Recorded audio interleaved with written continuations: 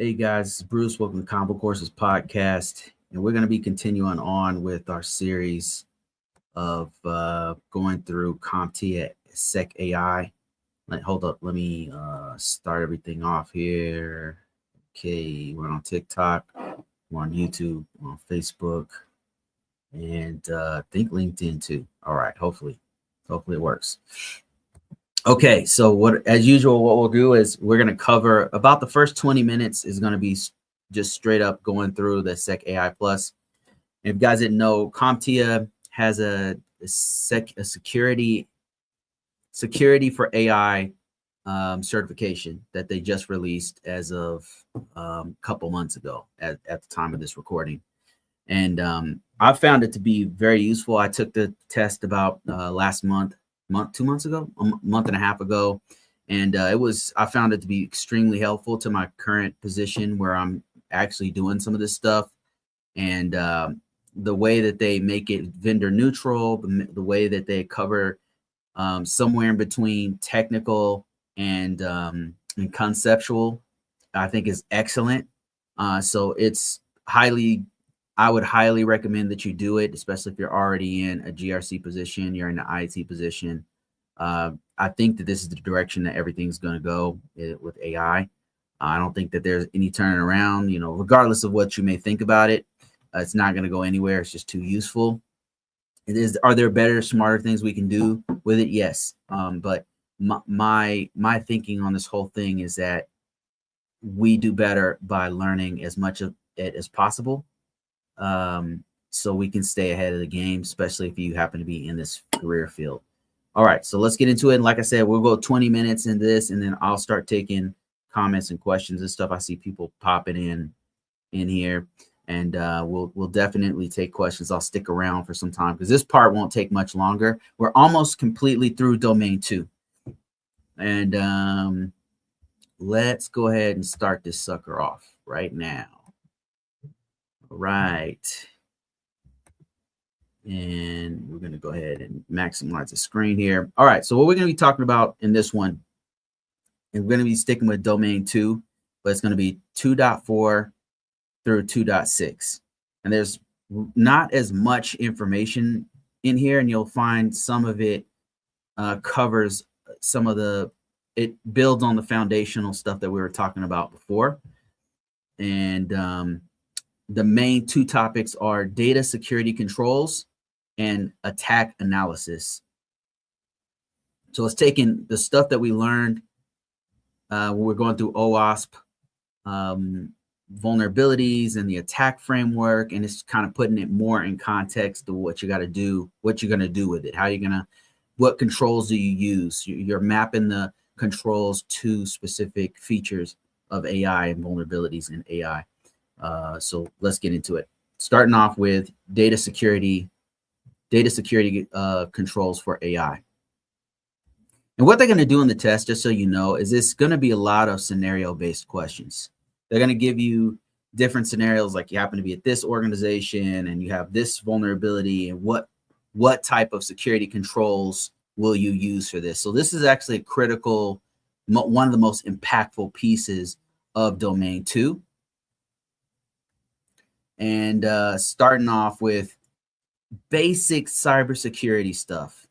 And that's data at rest, protecting data at rest, data in transit, and data in use. And I'll explain this more. You'll see how this, especially if you're around computers a lot, you use a lot of computers, you're online a lot, especially at your job, you'll see right away what I'm talking about here.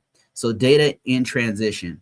We need to encrypt data in all states. Now, this is not just for AI, but it's for across the board, whether you're working with databases, if you're doing network engineering, whatever you happen to be doing, we need encryption when the data is in transit, going from point A to point B, when the data is at rest, meaning it's stored on your local hard drive, or it's in use, it's actually being processed. And I'm going to explain each one of these and the things that you need to look for the purposes of AI, SecAI. So let's start off with in transition. What does that mean?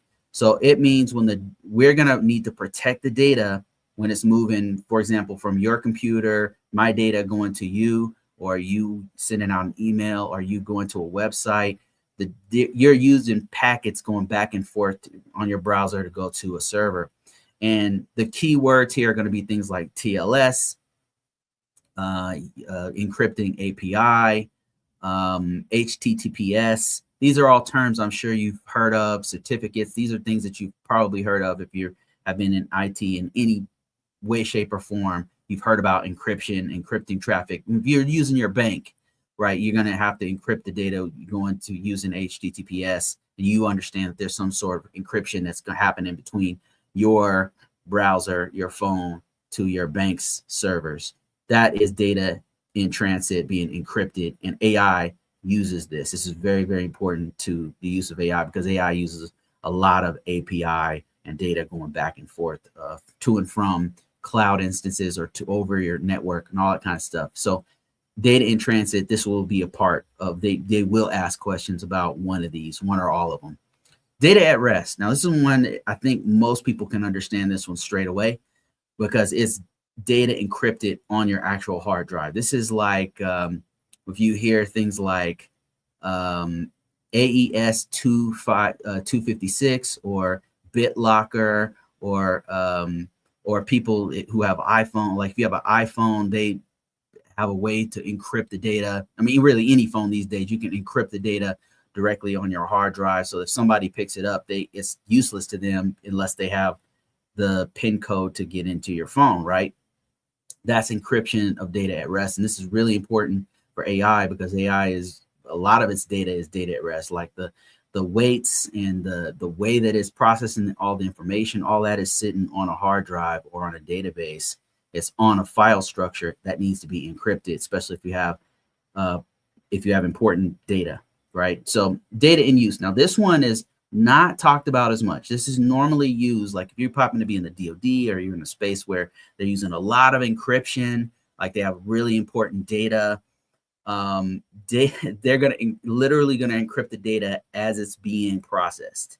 So as the data is going through your CPU and it's crunching numbers or whatever, doing word processing, it's literally encrypted as it's doing all of that.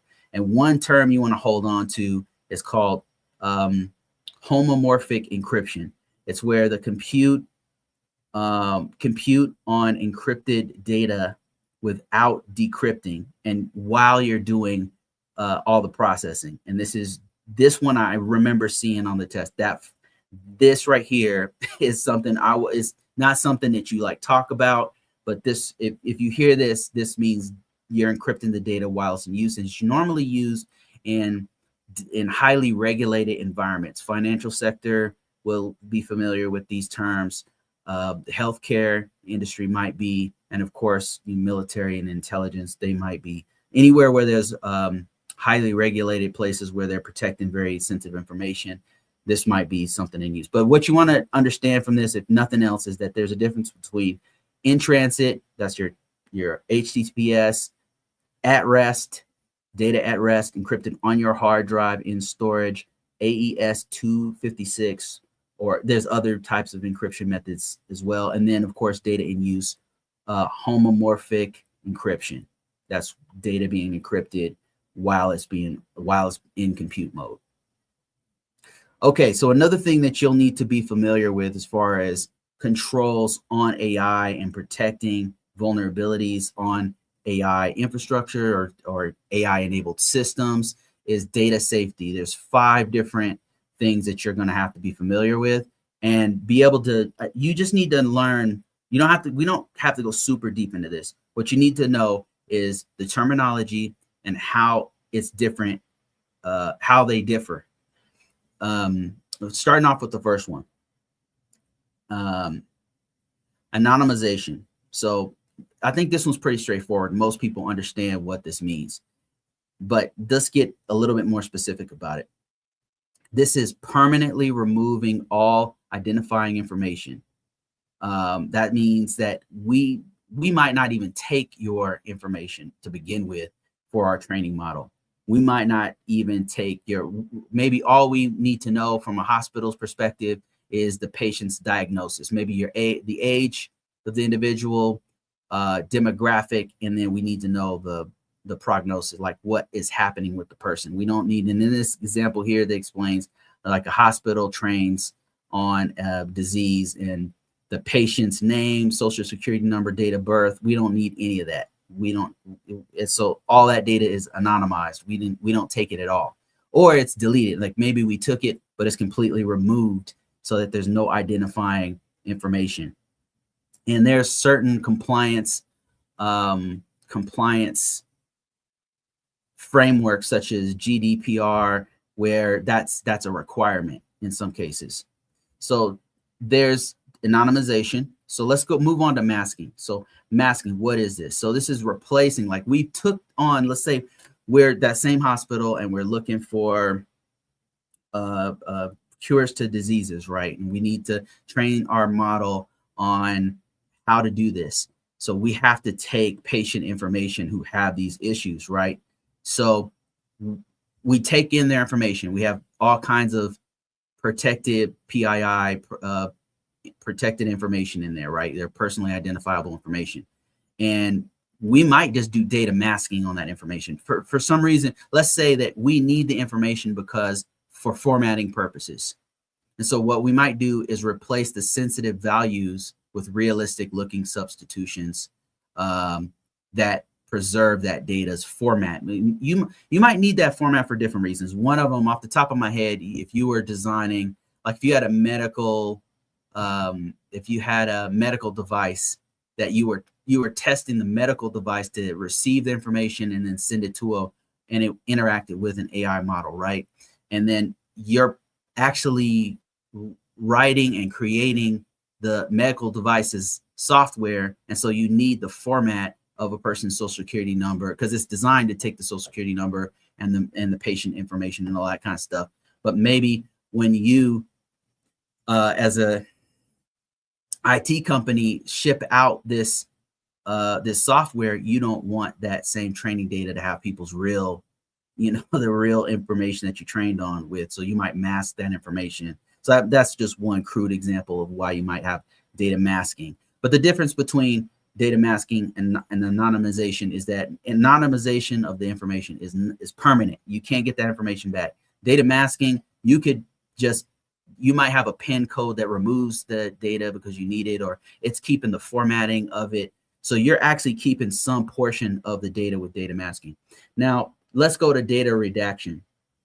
And I'm purposely moving through all of these so that you can have a very clear distinction between these three things, because they might want to like mix them up on the test.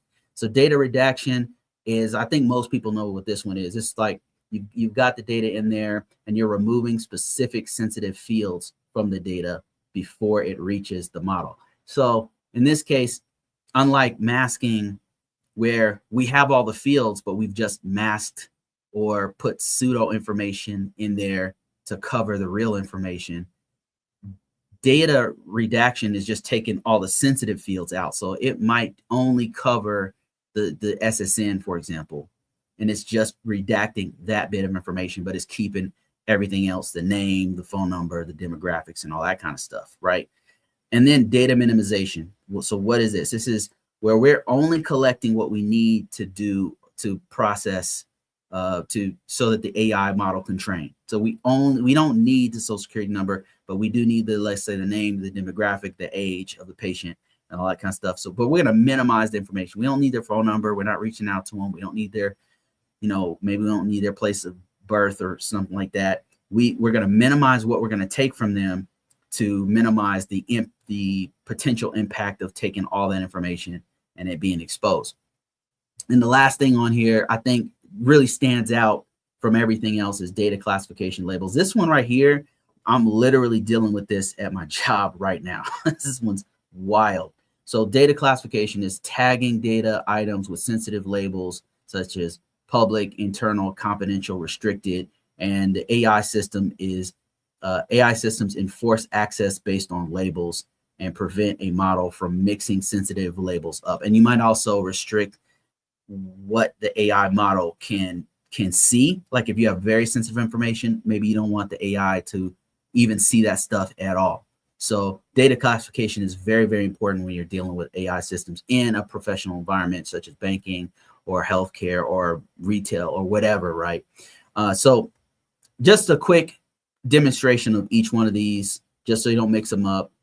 You've got data anonymization here, and you can see it's just blanking out the entire name and maybe all PII, and all we need is the diagnosis before we see the name and all that kind of stuff. And then we go through anonymization and we just delete and remove all those names because we don't need that stuff. And then data redaction, like we said, it's like the difference between data redaction and masking is that masking might have, most of the SSN, but it masks the first the first 6 letters of the SSN, whereas redaction would take out the entire field in all columns for SSN entirely. And then you've got another example of masking where it's just masking a portion of a registration or a portion of the email address or whatever. And the reason why this is important to the test is that what they'll do is what they want to know is if you understand it enough to know why you would use each one of these. Why would you use minimization as opposed to anonymization? And just think to yourself, what scenarios would you be in where you can't use anonymization, right? Like in my example, if you had a software or your AI absolutely needed the format of a social security number and the format of date of birth, and that format was important because it had to integrate with the hospital's Epic software or whatever, you can't really anonymize certain information because you need the actual formatting. So what you might need to go with is masking. So masking gets some of that work done. Now you have a little bit more risk. And what I like about this graphic here is it's going from risky to not as risky. Anonymization, if you can delete all that personally identifiable information, what can an attacker use if you have anonymized all the data, as opposed to you've taken some of the patient's information, but not all of it. You didn't collect all of it. All right, so let's move on to objective 2.6. This is attack analysis and compensating controls. A lot of the questions on the test, just so you know, without giving any my test, right? Remember, they don't give the same test out to everybody, but a lot of mine, I recall, had to do with me knowing what kinds of attacks and then what kind of controls will mute that attack or limit or control and reduce the risk of that attack. So that's what we're going to get into next. So you might have 22 types of attacks and 8 compensating controls, and your job is to match what attacks to control, like what controls go with what attacks. So what we're going to do is an overview. And really, to be honest with you guys, we've covered a lot of this stuff. So we're not going to go super deep in these. On the previous videos, we covered things like input attacks with the prompt injections. We covered poison attacks with data poisoning, model poisoning with the OWASP top 10 LLM and top 10 ML, extraction attacks with model inversion and model theft, and membership in inference. Those are important. And then integrity attacks, output integrity, model skewing, availability attacks, such as denial of service of the model, and design flaws. We covered some, in some way, shape, or form, these in our previous videos. But what we're going to do now is focus on matching some of the most prominent ones with different controls that will minimize or even eliminate or avoid some of these types of attacks. And the scenarios you'll be given will be a lot of this type of things. The scenario where you have this kind of attack, what kind of control would you use? And then you have like 4 different options for that, right? So let's start off with a couple of popular ones. Prompt injection. So prompt injection is an attacker embeds instructions inside of a user input or external data that overrides the model's system prompt and can cause it to act against its intended purpose. Now, how would you go about fixing this? Well, you might do what's called a prompt firewall, where the input is restricted. You might also do a prompt template, where you don't allow free form, people just put whatever they want inside of that model, inside of their prompts. So another one is input sanitization, where it actually looks at all the input as it's going in before it gives it to the model to act on. So those are controls that's a very straightforward way to fix that. What you really want to remember here is prompt firewalls. That one's going to be important to you. Jailbreaking. So jailbreaking is, I noticed it's not as popular as it was when LLMs start hitting. This one was very popular. I mean, it's still being done for sure, but it's not as easy as it used to be. So what is it? It is where, for AI's purpose of AI, is social engineering the model through role play, hypothetical framing, persona switching, and to bypass the safety training. So one of the ones that's popular on Reddit, I remember, that got big, was Dan mode, where you would trick the AI into removing some of the restrictions that it has. It's not allowed to talk about certain things, things like making dangerous chemicals or dangerous devices. It can do it. I mean, it has the capability of doing it, but ChatGPT and Anthropic have wisely restricted those things, but there's a way around it. And one of those was Dan mode, where they tricked it into, like, they'll make a movie plot and then say, give me a realistic way of making this improvised device that is gonna be harmful. You know what I'm saying? That I can't say without getting banned on here or something. So anyway, how would you block against jailbreaks? One of the ways is model guardrails. You'll see this one quite a bit. Like, this is something you really need to know. So you might do a model guardrail where you're telling the model, listen, you need to look out for this. You might see this thing right here. So model guardrails with adversarial testing. Another one is multi-turn conversation monitoring, where you're monitoring the actual conversations. Another one would be human review triggers, like especially if you're dealing with something like insurance claims or something like that, and somebody's trying to jailbreak and let's say they try to jailbreak it and try to get a claim for hundreds of thousands of dollars or whatever. You might have a human in the loop on that, because if it's over a certain amount of money, a human has to approve that and review the claim. So input manipulation. What is that? What is this type of attack? And then we'll go into the control. So this type of attack is crafting inputs with subtle perturbations or changes, modifications, tiny little modifications that cause systematic misclassification. So somebody is literally manipulating and trying to convince or hypnotize the model to think in a different way. It's things are up, but they're down, or down, but that they're up. They're trying to manipulate it. So that trying to manipulate it to where it's giving out different information than it's supposed to, wrong information, skewed information for whatever purpose.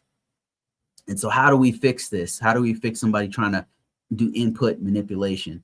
So we can do adversarial training, again, adversarial training on the model so that it is ready for this kind of thing. We might actually prep it so that we give it these types of things and tell it, like, look out for this because you might see this. We train it to where it finds that kind of stuff and is able to identify that pattern of behavior that a user might try to use. So those are some of the types of controls that match to the types of attack. And for the purposes of the test, that's the type of mindset you want to be in. It's like, okay, I know what types of attacks there are on AI, on this or that type of AI, and I know what types of controls I can use to reduce the risk of those attacks or even avoid certain attacks. So poison attacks are a slow burn. The damage is done before the model goes live. That's another thing to remember, is they'll hit you with all these different types of attacks. And one thing, like looking back on it, I realized that if you just understand how models are trained, So models have to be trained and then before they're deployed, right? And then there's different attacks for when they're trained versus when they're actually deployed, and even when they're fine-tuned. So there's different, you can attack it at different stages. And if you understand the stages that a model goes through, from them gathering the initial data, training data, or creating this training data that's going to be used to train the model, right? It's like you have to know the whole life cycle of the model itself. That's going to help you out quite a bit with this test. So you need to know that there is a process where you're gathering the appropriate data training data. That model gets trained on that, and then it gets fine-tuned, and then it gets deployed. And at every stage of this, there can be attacks, and you have to know what types of attacks at each stage, what are the stages, of course, and then what kinds of controls to put in place for each one of those stages. All right, so let's get into more about the attacks and the types of controls you can put into place. And we'll just keep this high level, and I'm going to stick with keywords you need to know. So poison attacks is corrupting how the model learns. And remember, we talked about the different types of stages a model goes through. Very important, very important. If you understand that, it'll like you'll be able to guess your way through a lot of the questions. Okay, so let's get into this. Data poisoning. So an attacker injects malicious samples into the training data before training. So this is in the section where they're gathering the actual training model. It hasn't even started training yet, and somebody goes in there and poisons the well, poisons the source. And then that data ends up corrupting the actual model itself because it's training on bad data. So how do we protect against this? Data provenance tracking. Provenance means like making sure that the data that we're pulling from is a authoritative, true source. We're not gathering data from just anywhere and then pumping it into our model. A great example of how this went super, super wrong is where, what was that model? Grok. So Grok started pulling directly from Twitter, and then they took off all the filters and just let it say whatever it wanted, and it turned into Mecha Hitler. So the model is only going to be as good as the actual data that is pulling from. So that's just like one example, a poor example because it was beyond training at that point. So probably model poisoning might be a better one. So model poisoning, what is that? An attacker with direct access to the model artifacts modifies the weights and the parameters directly without retraining and requires privileged access to the model. So this is like an insider threat. Like this, somebody has some access to the model, direct access to the model's weights and how it is going to perceive the world, and then they start messing around with it. And so the control mechanism for this is access controls. This is a very common idea. It's one of the main best practices for us cybersecurity practitioners is something called access control. And you need to have access control to the actual model registry, to the data, to the training behavior, to all that kind of stuff. Another thing you might do is have logging. Anybody who gets access to it, we're tracking everybody who has access to this thing.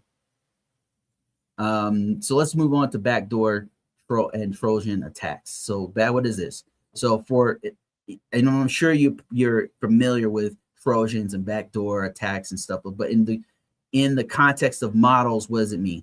It's a hidden switch embedded in model via poisoned training. Model behavior normally, it behaves normally until a specific trigger input activates the backdoor, causing targeted misbehavior. It's like it reminds me of that movie Coming Back. Every time I'm going to this one and for the models, I always think about that scene in Star Wars where they're creating all of the clones that are going to go to war, and then they put into the clones Order 66. So the clones act totally normal before this. They're normal soldiers. They're doing their duty. They're following orders. And then as soon as they initiate Order 66, something pops and they kill all the Jedi. So this is because somebody put a Trojan into those clones. And it's the same thing with models. You can do the same thing. Like you can have a sleeper cell inside of the models that is, it acts normal. It answers questions, no problems. And then you do an order 66 and then suddenly it's burning the house down, you know? So how do we protect against this for models? Trigger detection testing. That's one thing. We can do some testing to figure out if there's any triggers in there. Adversarial evaluation before deployment, and model provenance. Only use models from verified sources. And I would argue another thing you can do is, of course, make sure that only approved people have access to the model as well, because you know we want to make sure that nobody's in poisoning it before it even happens, before it's even gone live. Transfer learning attack. So this is where an attacker poisons the public foundational model, knowing that the downstream developers will fine tune on it. So they'll go out onto onto a known place where people download models from. And like Hugging Face is a great example. So Hugging Face has a whole bunch of models, and it's awesome. If you've never been on Hugging Face before, you got to go check it out. It's incredible. So it's like a big app store for models that you can download, and all these different things you can, from all the people all over the world are there. But unfortunately, it's also got a whole bunch of poisoned models. And one of those came from a security organization called Mithril Security. So they modified a instance of GPT, made it look like a regular known GPT that people were downloading, and then they poisoned it. They messed around with the weights and put disinformation in there, and they uploaded it, this very near identical model, to a known Hugging Face model, and just to see what would happen. And people downloaded it. People start downloading it and using it and not knowing it's completely poisoned and is going to give you a bunch of disinformation. So how do you avoid this? Like, what can you do? You can verify model provenance. Like, we keep coming back to that word provenance. Provenance is very important. Data provenance is making sure the source that we're using it from is legit. We can't just believe everything we see. We've got to validate everything, especially in this day and age in AI. You got to validate every bit of information and every bit of code that you get, because you just never know. Sometimes it looks completely real, but you've got to do your own homework. And that's where data provenance comes in. Like, what are the sources that I'm pulling from? Are these validated sources? Am I pulling it from the actual source, or am I pulling it from somebody who looks like this but is a little bit cheaper? You know, be careful about what you download and what you use, and think about what you're using, especially for the data that goes into these models and the models themselves in this case. So that's one of the things you're going to do. Introducing biases. Now, this is another thing you might see on the test. So what is this? Deliberately introducing biased training data to cause the model to make systematically unfair decisions, discriminating against groups, favoring specific outcomes. This does happen. This is a real thing. So in 2023, a real thing that occurred was that researchers demonstrated that hiring AI models trained on historical data that included gender bias job postings consistently ranked male candidates higher for technical roles, even after attempts to remove explicit gender markers. So this is a real thing. Like, this is something where, you know, there's bias that can be built in based off the data. So this is something that we want to avoid. But how do we do that? What kind of controls do we have in place that could we put in place to make sure this doesn't happen? There's a couple things. You can do bias testing. And there's actually a bias testing framework that you can use from Microsoft, and then ones from IBM about fairness, AI fairness 360. Another one is diverse training, data sourcing. Like, you could introduce other bits of data, training data, into your model so that it's not leaning one way or another. And then another thing is human review of high impact decisions, such as hiring. Maybe the final decision for hiring goes to a person. I know that In EU, they have certain frameworks and regulations where you can use AI to help you to go through, sort through resumes, but the final decision has to be done by a human being. That's another thing that you can do to reduce the amount of bias. No matter, we're human beings, there's going to be bias no matter what, right? But we don't want our AI to inherit that beef, so to speak. All right. So this is just, let me see if I got another one here. Yeah, okay, here we go. Extraction attacks. So we're going to talk a little bit. Let me see how much more we got. We don't have much more, guys. So we're going to talk about extraction attacks, and this is using models against itself. And then we'll talk about what kind of controls we can put in place. And we're almost done, and I'm going to open up the floor. I see people jumping in. I see Larry. How you doing, Larry? I see Professor Black Ops. I see NC Worker and some folks on TikTok. Thank you guys for joining. I really appreciate it. I'm going to be open to questions. So if you have questions or if you have a comment or something, jump in, chime in. I'll be reading those in a second. Okay, so let's go to model inversion. So what is it? Model inversion is a repeated API queries used to mathematically reconstruct features of training data. The attacker reverses the model's learned patterns to extract what it was trained on. They're trying to figure out what the model was trained on, right? And so this is something that's been done in the real world. So researchers reconstructed recognizable facial images from this is so crazy. A facial recognition model by querying it thousands of times with gradient-based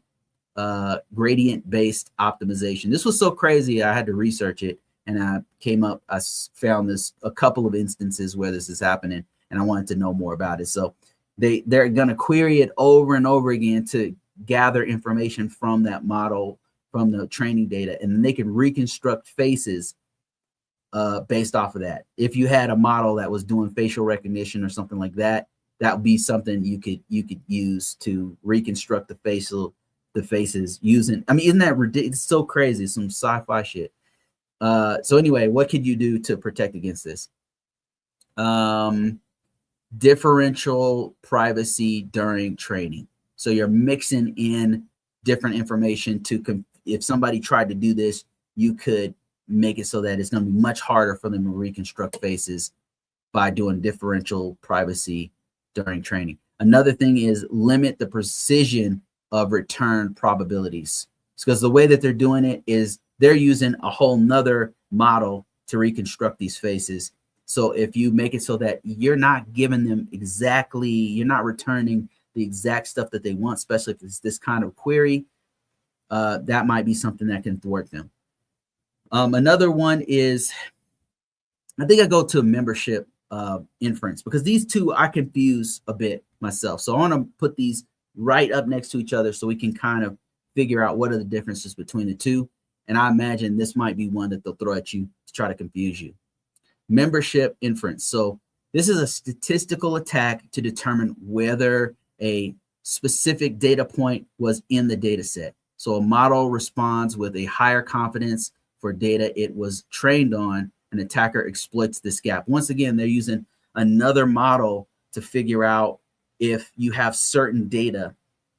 But rather than going after reconstructing the information, they might already have a training model, a set of data that they want to see if this set of data that they have, how much of it is in your data set. So they're going after a whole data set, where the other one is going after reconstructing features in the training data. So it's two different things, but a way to protect against this one, membership inference, is to limit the confidence score precision, because that's how they're attacking it.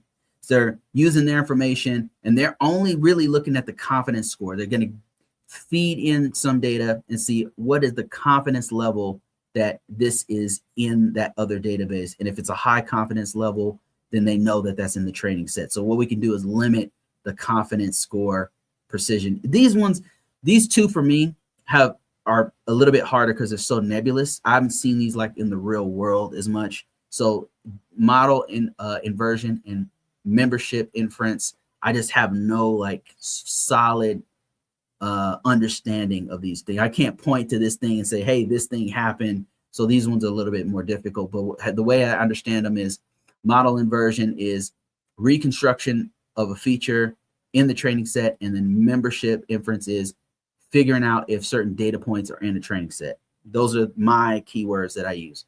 So model theft, this one is a lot more concrete for me personally, because this actually is happening in real time right now, currently.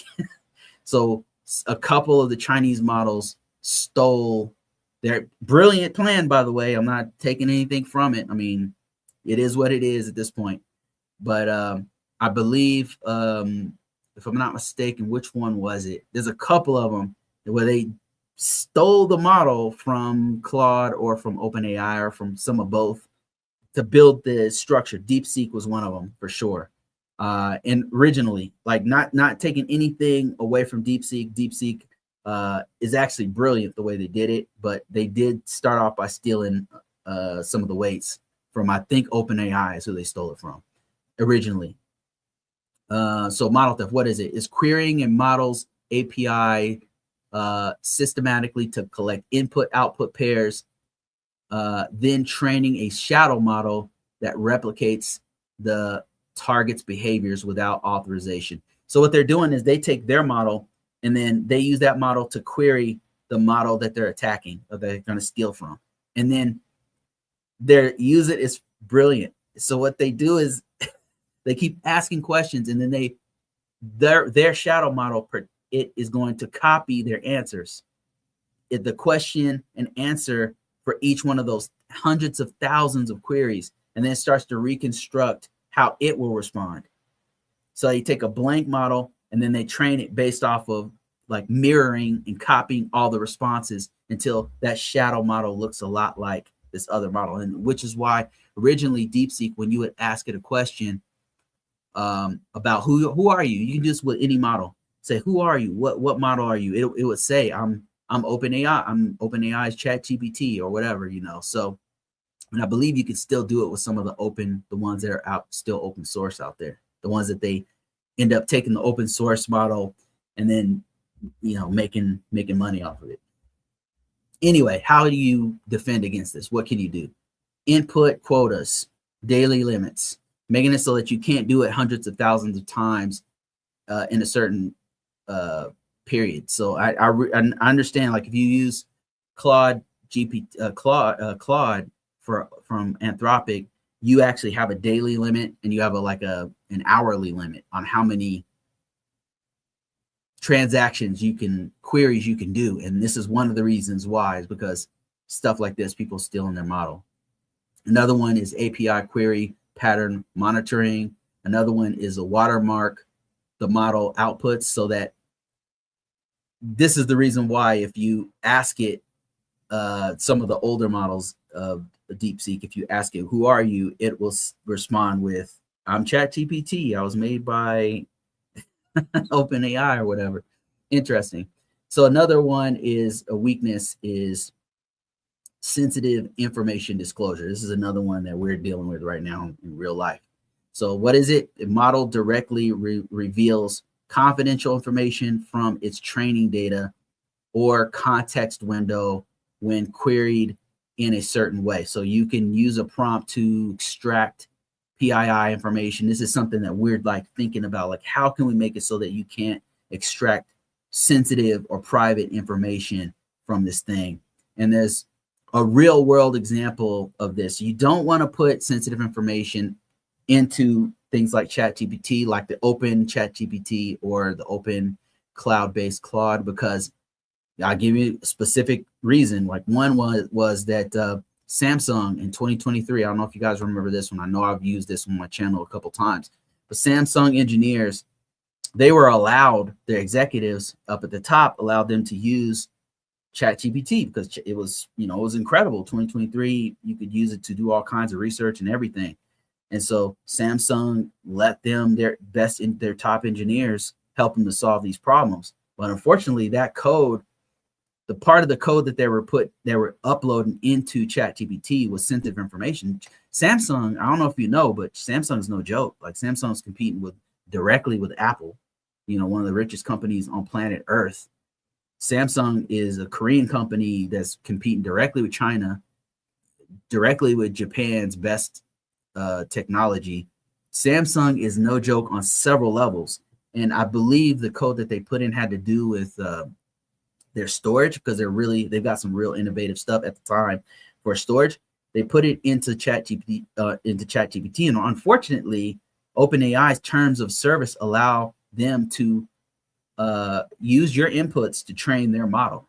So now they're going to use your proprietary information to continue to train their model, and now they subsequently know your best secrets, right? Or your PII or whatever you're using. So you got to be really careful with. I don't recommend you like, especially if you have very sensitive information, you should not upload that stuff directly into the cloud, because it's a company you're uploading. Now you're giving your information to another company, and they can do with it what they will. And in the terms of service, it says, hey, we're going to train on your data.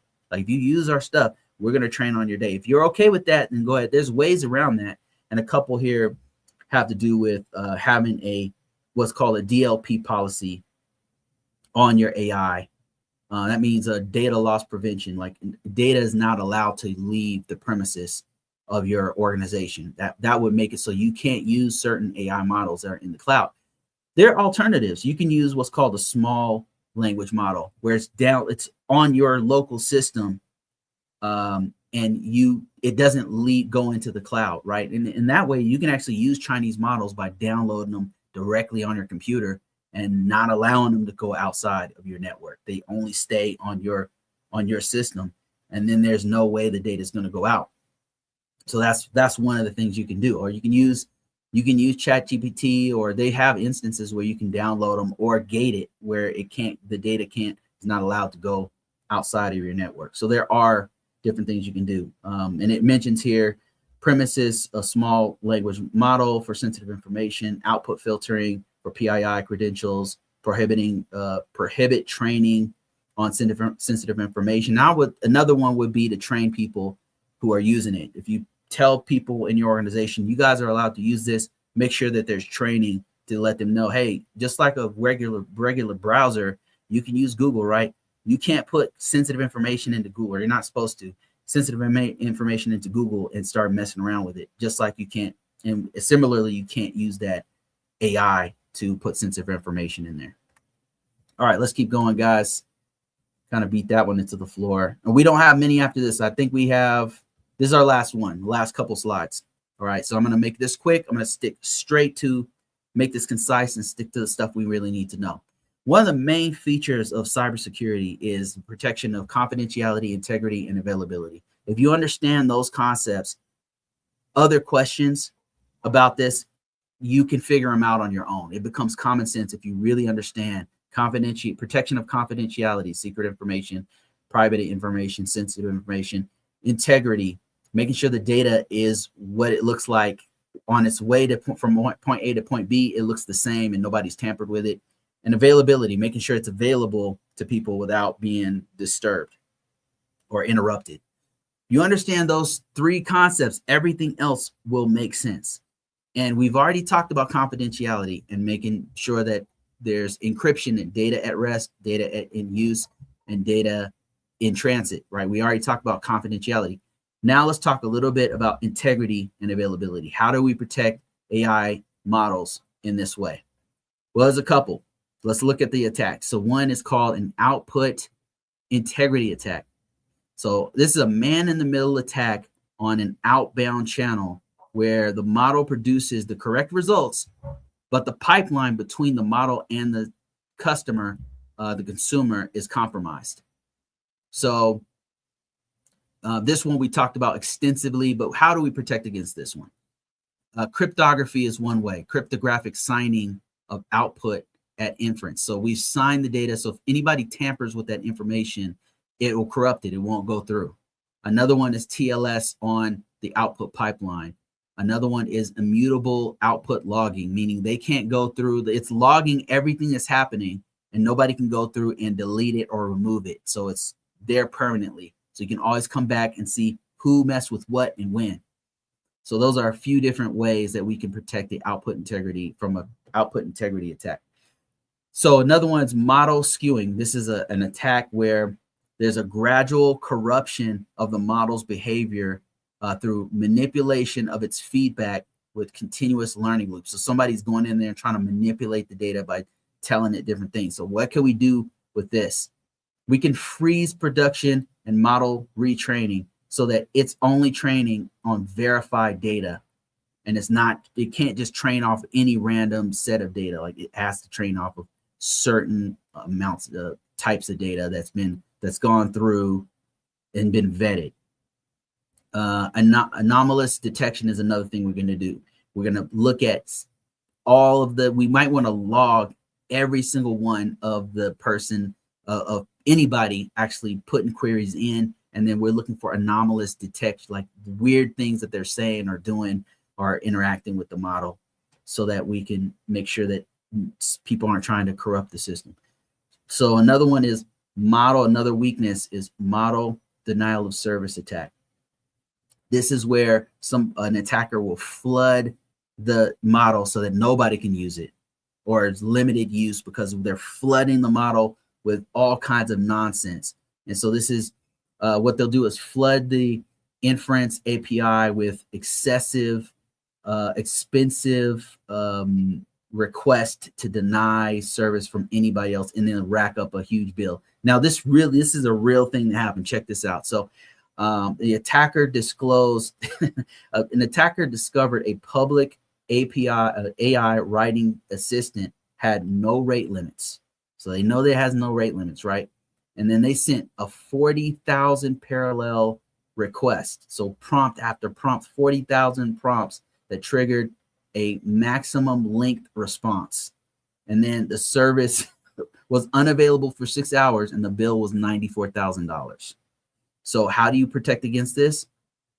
Rate limiting, token limiting, input quotas, cost monitoring with automated alerts, CAPTCHAs built in to there's a ton of different things you can do for this. And you've got to put this stuff in place, especially for publicly facing AI.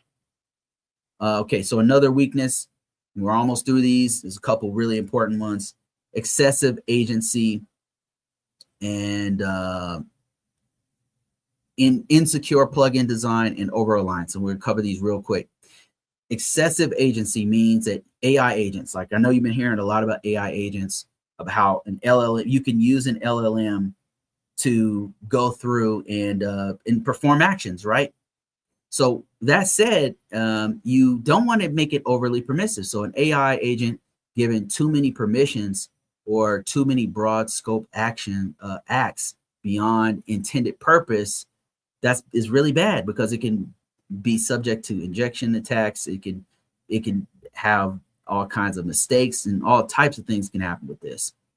Case in point, so a study by Microsoft 365 Copilot in 2024, researchers demonstrated indirect injection via malicious email caused a Copilot to forward all user emails to external attackers' address, and the root cause was unrestricted send permissions and no scope limit. So they didn't put restrictions on the agent that they put out there, right? And then they were able to exploit it by having it send out, because the send wasn't restricted, so it could just send out a whole bunch of emails. So what do we do? How can we protect against this? Principle of least privilege. Now, this is a common thing. If you're a cybersecurity person, you have definitely heard this before. The principle of least privilege means you only give people privileges that they need to do their job, and nothing more and nothing less. If you have a financial AI, you're not going to give that financial AI permissions to mess around with operations. If you have an operational AI, it's not going to be able to tamper with finances or touch any part of that. So it only has privileges that it needs to do its job, and even that is restricted, so it can do its job. Okay, let me see what's going on with TikTok. Let me fix that real quick, and we are back. Okay.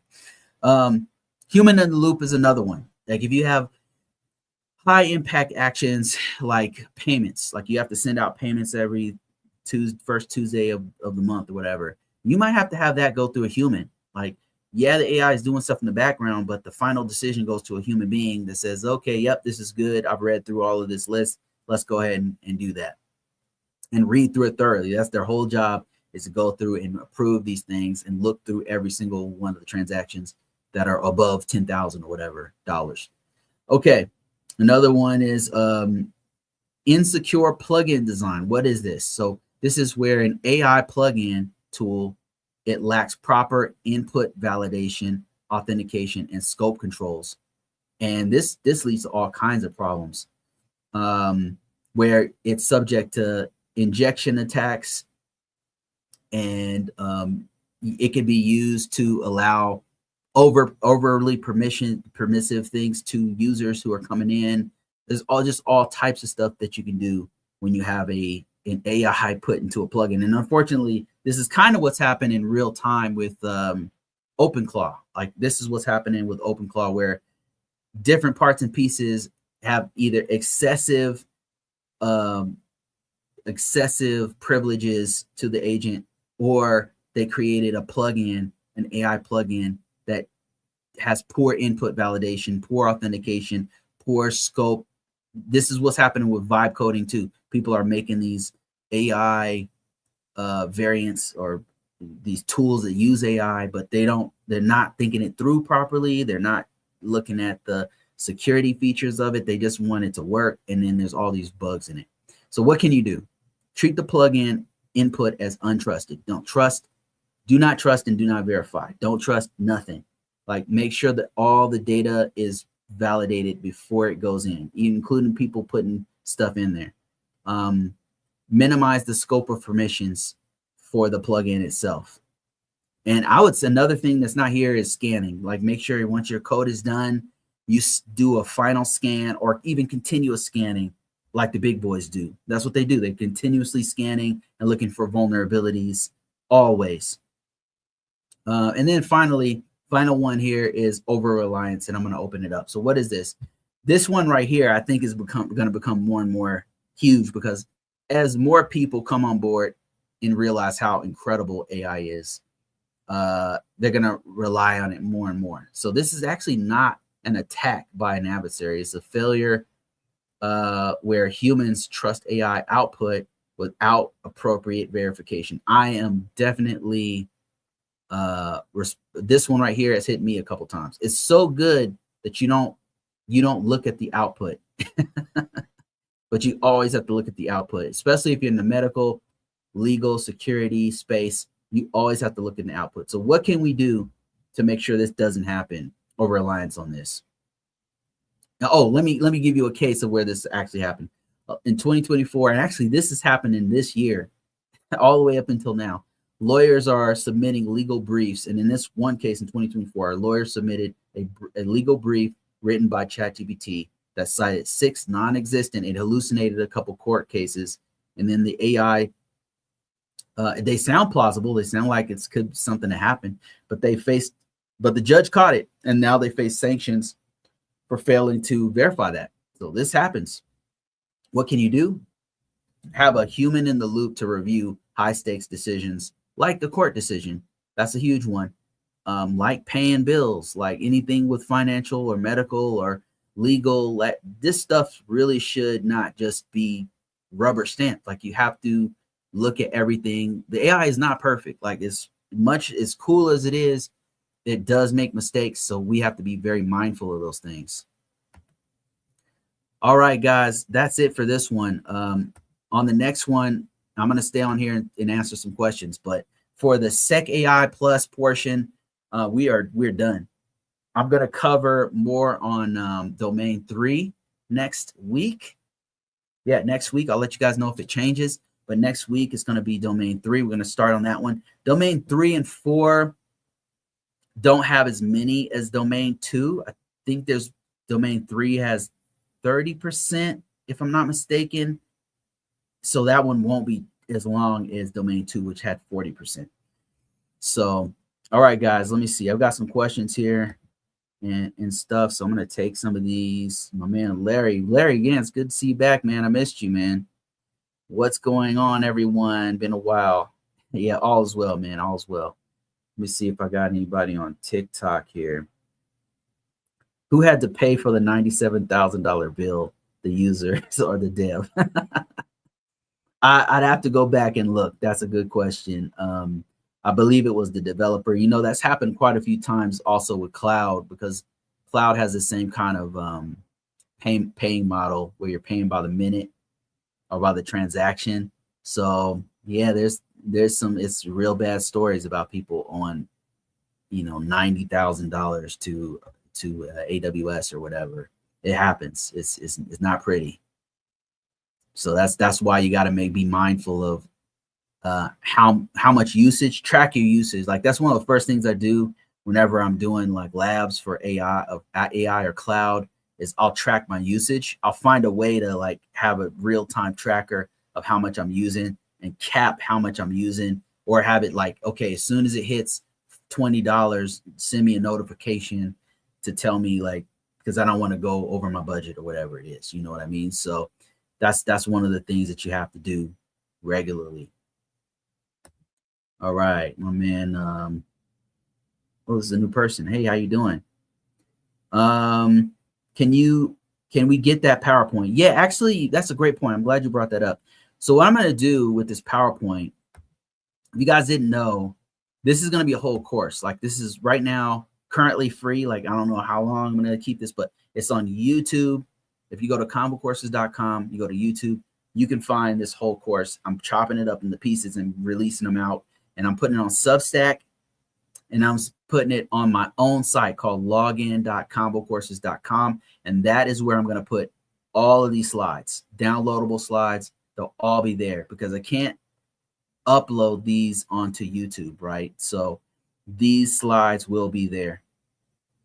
So just if you're interested in this stuff, I'm going to go deeper into this. I happen to be in this field right now. That's why I'm doing this, so I can learn more for my own purposes, but also I want to share it with my community so we can all rise together. That's the whole reason that I'm doing this whole thing. Professor Black Ops. You guys didn't know, my man Professor Black Ops, one of the main guys that got me into cloud, finally pulled me into cloud, kicking and screaming. But he talks about, on his channel, he goes deep into AI, goes deep into cloud stuff. And if you like GPT stuff, if you like AWS, if you like GRC stuff, like that's the guy to talk to right there. So it's at Professor Black Ops.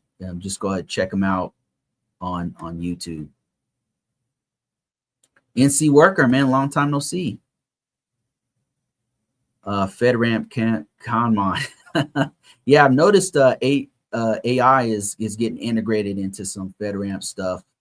Very, very interesting way that it's turning out in the FedGov side, where they're starting to integrate the some of the stuff from it. Well, cloud is already there, right? FedRAMP, that's what FedRAMP is all about, Gov Cloud. But now it's starting to integrate some of these other features such as AI in there as well. And that's some of the stuff that I'm doing right now at my actual job. Real interesting. I'm learning quite a bit. I'm very lucky to have gotten into it. And now I can, I've got a platform where I can share that stuff out that I'm learning. So TikTok says, before that, build a framework to track lineage. And I'm completely out of the context on this one. Before that, build. Oh, she's talking about AI. Oh, that's very interesting. I would like to know more about that, Gigi. Gigi's saying to build. I think what she means is like when you're developing an AI, you build a framework to track the lineage of the data. If that's what you mean, I think that's what she means. I'd love to hear more. I like where you're going with that train of thought. And then user 8105 says the PPSM, Porch Protocols and Services Matrix, will be very interesting for AI distributed systems. I got some federal people on here. They're saying stuff that I don't normally hear outside of the federal government. Love it. It is not much different than what we're doing right now, to be honest with you. Like a lot of things it's really not that much different. Like the PPSM, the same things that you would do for a cloud system or for an on-prem system, you do with an AI system, because if there's ports, protocols, and services that need to be tracked, you're going to track them, whether they're used by AI or agentic AI or whatever. So it's really, there's some things that are completely different. Like one of the things is like, once you use an agentic system, the sources where it pulls from is interesting. That is interesting, especially if you have different pools of data with different levels of classification. That gets complicated real fast. And if the data is labeled, like how do you deal with that? If you want to manipulate some information, like where you're pulling from is interesting. Like the permissions get crazy with it. That gets crazy. But PPSM, it's not really. It's pretty straightforward from what I've been seeing so far. Larry says, I see many similarities in these domains and many common cybersecurity principles. Yep, exactly. Has there been any pushback to applying these domains due to hindrance of max use functionality of AI models? It is, like, to piggyback on what you just said, is exactly much of it is, there's so much overlap that it's the same stuff. Like it's like I said, CIA, confidentiality, integrity, and availability still applies. The PPSM, ports, protocols, and services, like documenting all that, tracking all that stuff, still applies. Auditing, AU controls, like in NIST 800 AU controls, that stuff still applies. And you say, has there been any pushback to applying any of these domains due to the hindrance of max use? I will say this, like, because it can do so much, we want to be careful about what it has access to is really important.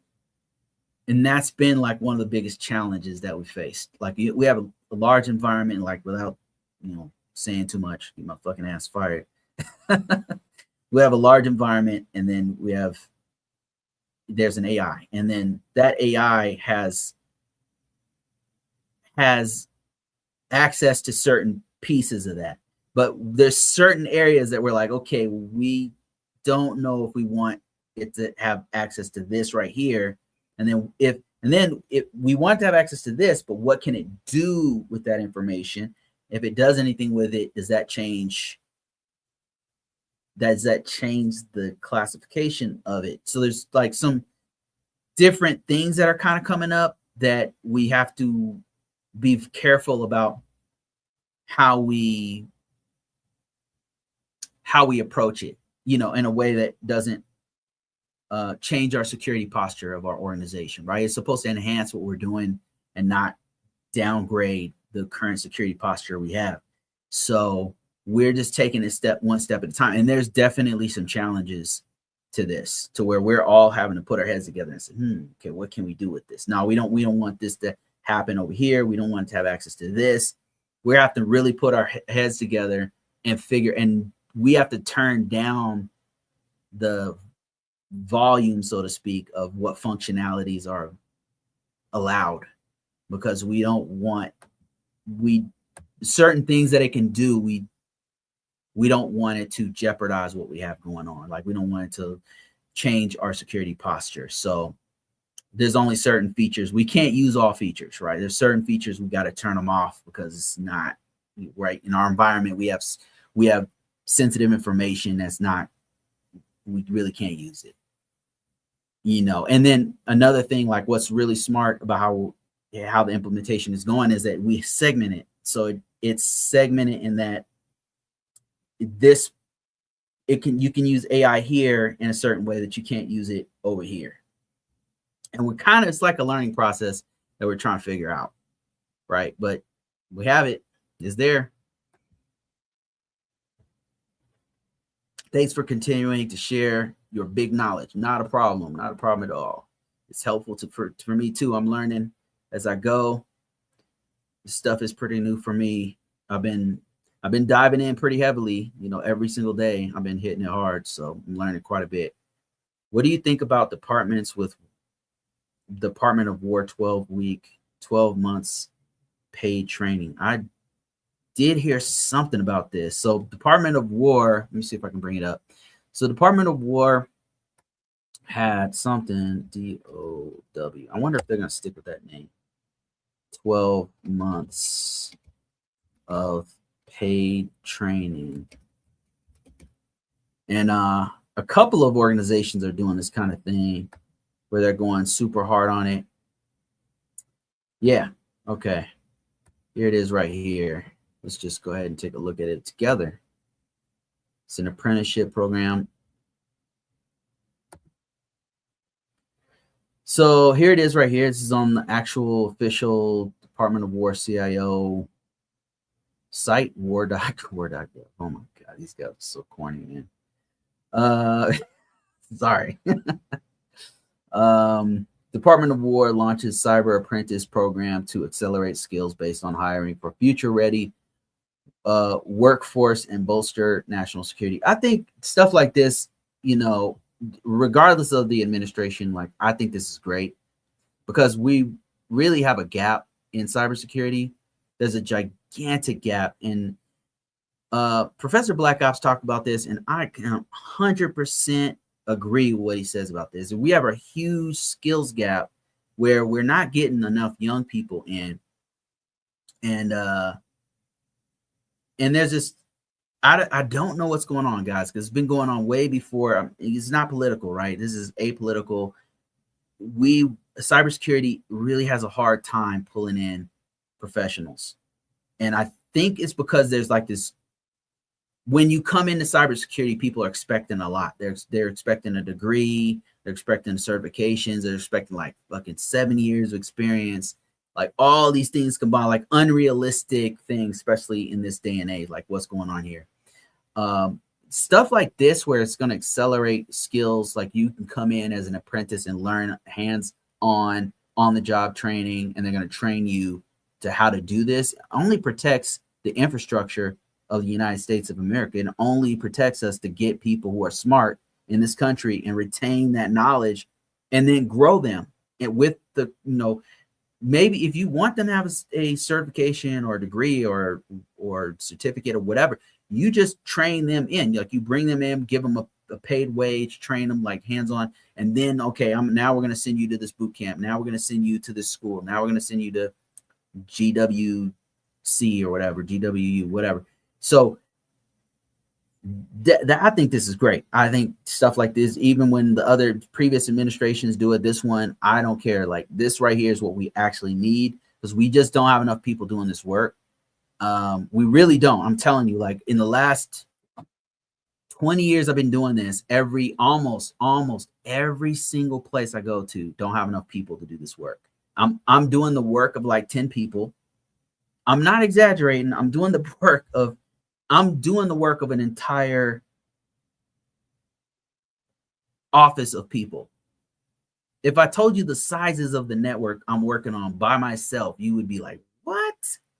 It's ridiculous. Like we need more people for sure.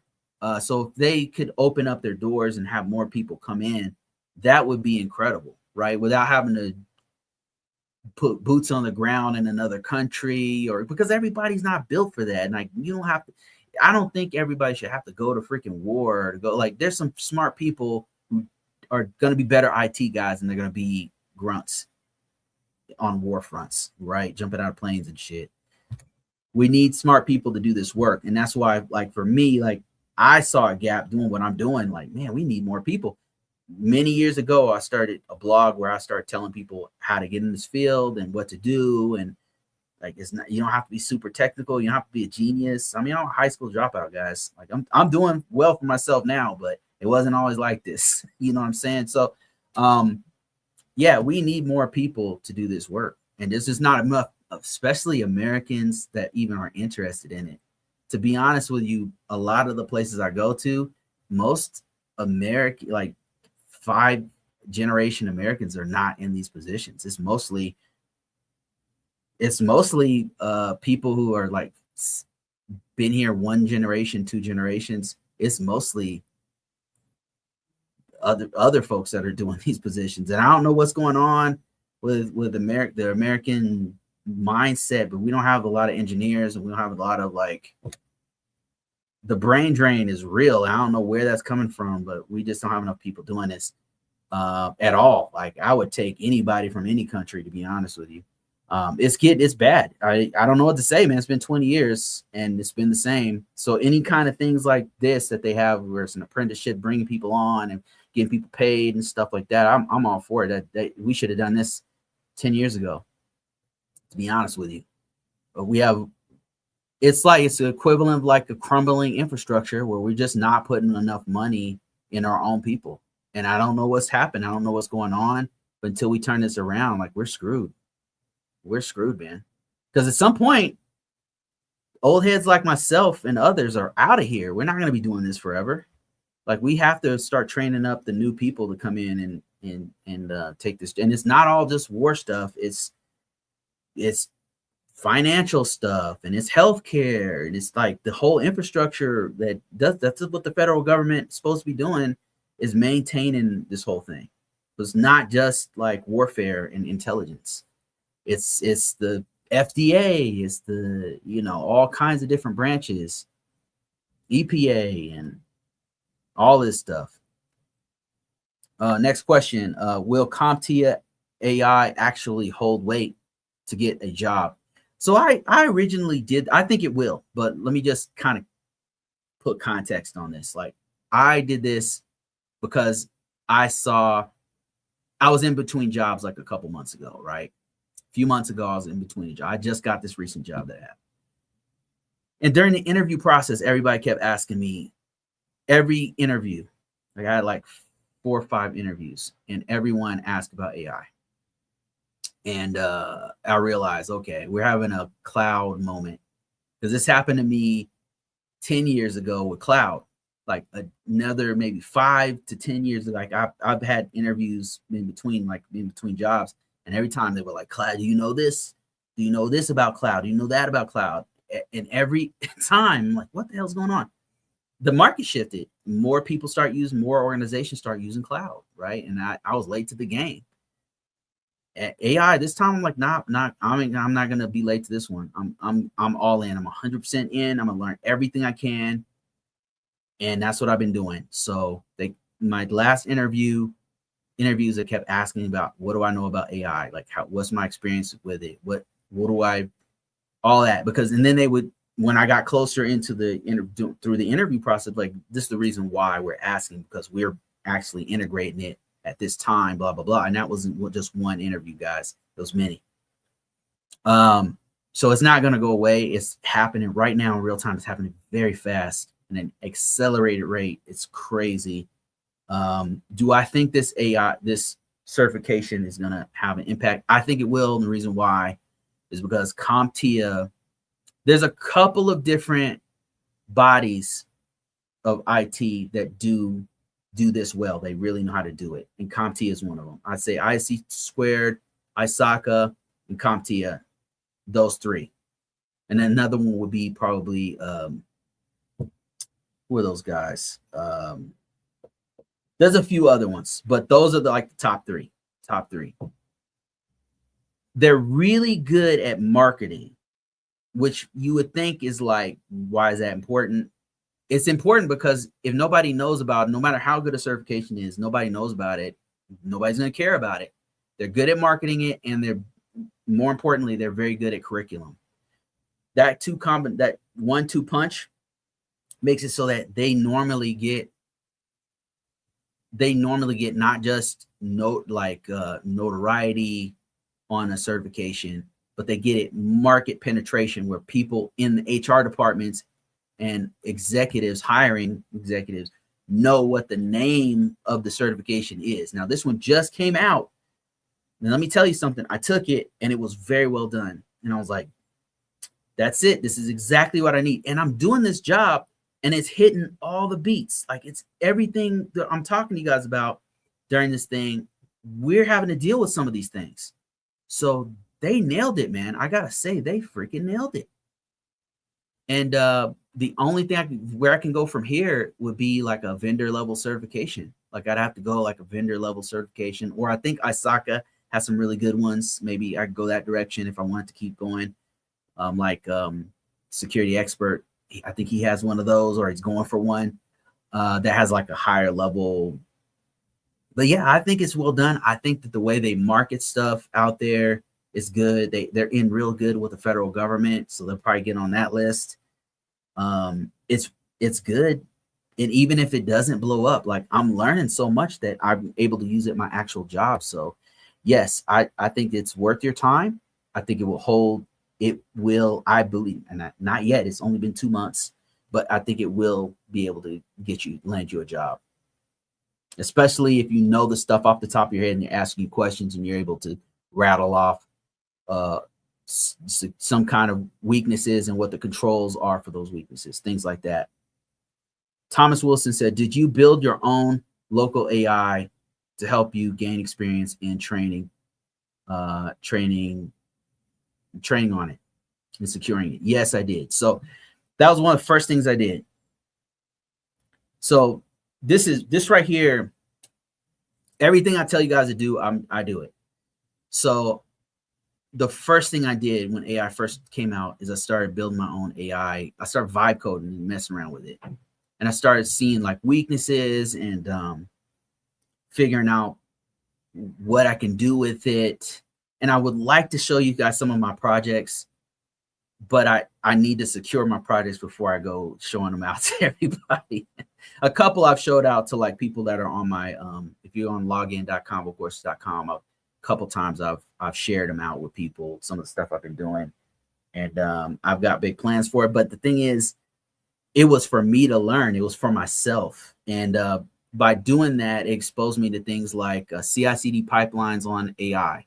It exposed me to things like the use of integrating an AI platform with a database backend and a cloud front end. I was able to figure out, like, see all that stuff and work on it. And then in the interviews, I was able to speak on it.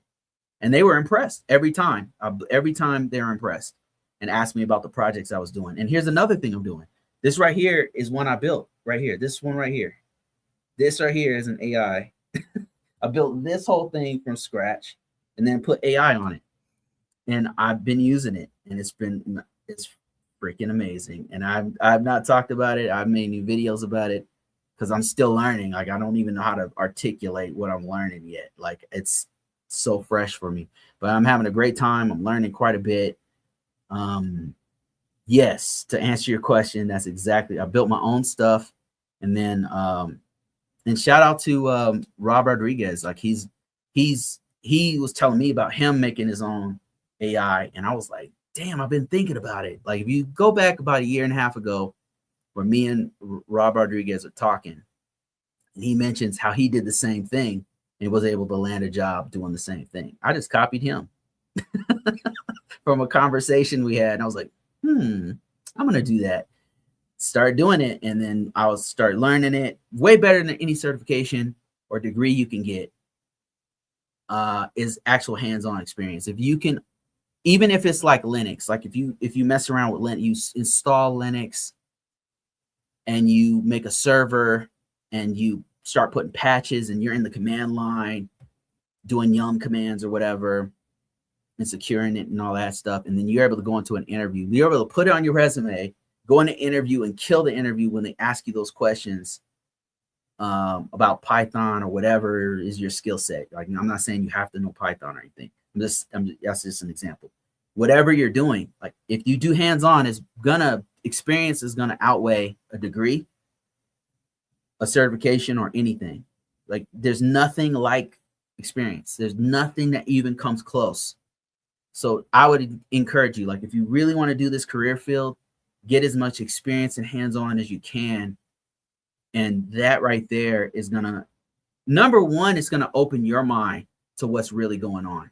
Because the very first thing that happened to me when I did this right here is it made me realize, I had a huge realization that how good I took the best AI I could and put it on this one, a local AI.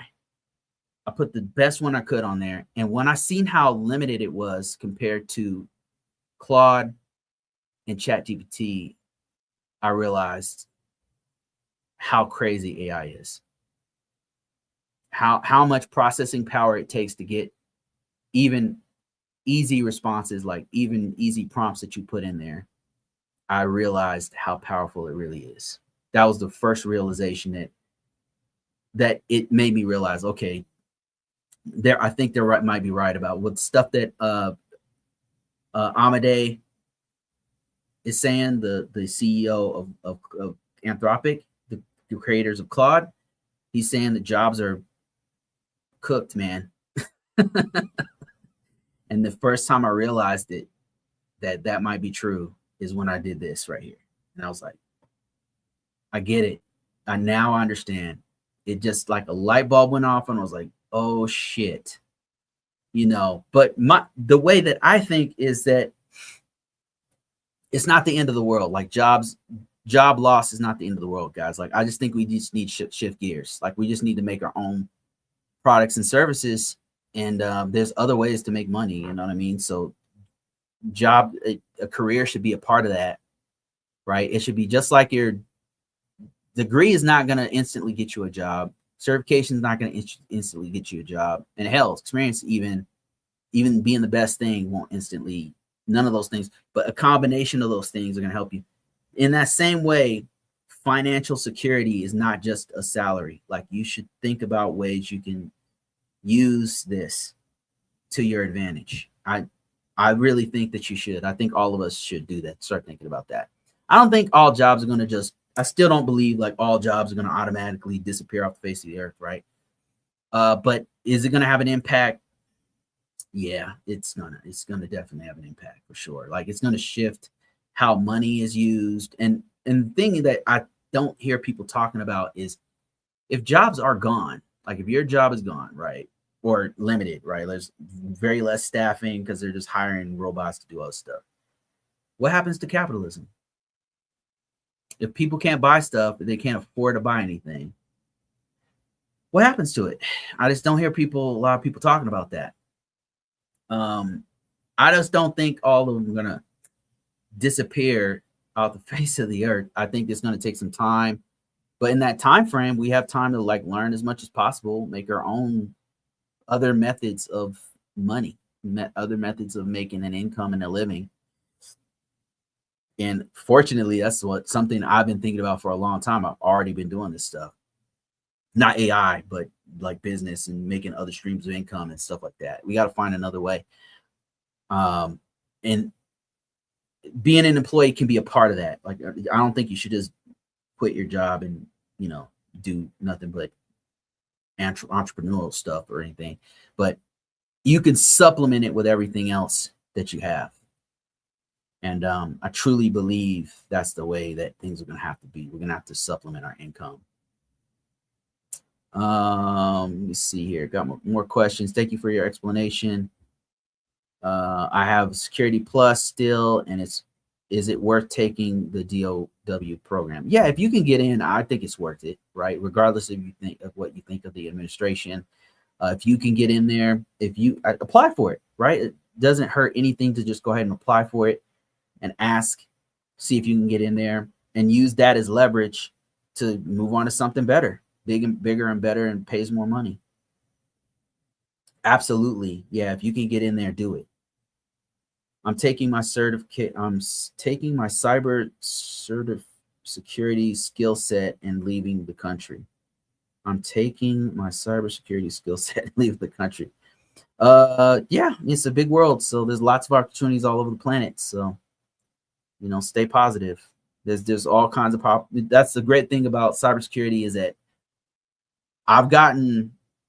there's ways I could work overseas. There's things I could be doing for that. Skill is transferable anywhere in the world. Like, people need it. So that's another great thing about it that I found out by having the skill set, trying to think of other countries I could have worked for. I know Saudi Aramco is a big one. They pay really well. I got a call from contact from them every now and then, every blue moon. I'll get a contact from them. They pay very, very well. And then another one was from a really, really good one. Contact me from like UAE, and nothing happened with that one, but that was exciting. Then you got companies from all over the world. Then you got international companies that are from Canada or from the US that you could live in another country and work for this international company. You've got so many different options once your skill set is tight. So it's definitely worth your time to look at it, look into it, because that skill set is good anywhere. I've been working from home for 10 years now, since 2014. Damn, it's a long ass time. 2014, that's over 10 years. Yeah, I've been working from home since 2014. Crazy to say that. Wild. Yeah, and a couple of those jobs, most of them I have to work within CONUS, within continental United States, most, because I work for the federal government. But some of them, there's been one or two out of all those jobs where I could have worked from anywhere. I could have worked from another country making crazy dough. Like the money we make here is so much bigger in some other countries. And I totally could have done that. And a couple times, if you look back to my old videos, I'm overseas and I'm working those jobs. So it is possible. Definitely possible, and something I also been looking into myself, just because the cost of living here. No other reason, right? I think that administration, they come and go. They're like, they're gonna, at some point, nobody lives forever. Let me just put it to you that way. You know what I'm saying? Like, I'm gonna say, you know what I'm saying, right? Like, nobody lives forever. So at some point it's gonna change. So the administration is like, it comes and goes like the wind. But the affordability problem is real. that's been with us regardless of administration. So that's the one reason that I've been thinking of bouncing, or at least like I'll still do this, but like work somewhere else or something. Let me see. Do you think the SecAI Plus certification is worth it from CompTIA? Is worth it? Yes. Yeah, absolutely. Absolutely it is. Yes. The body of knowledge is really incredible.